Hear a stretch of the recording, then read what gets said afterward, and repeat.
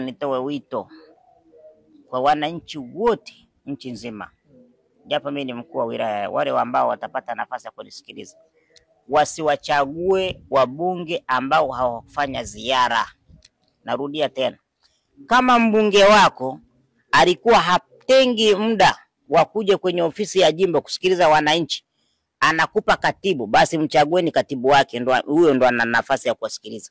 Yeye alikuwa busy. Kama Mheshimiwa Rais anazunguka nchi nzima, anaenda kwenye kata, anaenda kwenye wilaya, anasikiliza wananchi, yeye mbunge ana ubize gani ambao mbunge akai kwenye ofisi ya jimbo anamtuma katibu wake asikilize watu?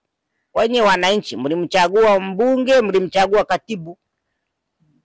Kama mnaona katibu wa mbunge alikuwa anawahudumia vizuri sana, mwambieni katibu wa mbunge achukue fomu, mchagueni katibu wa mbunge. Safari.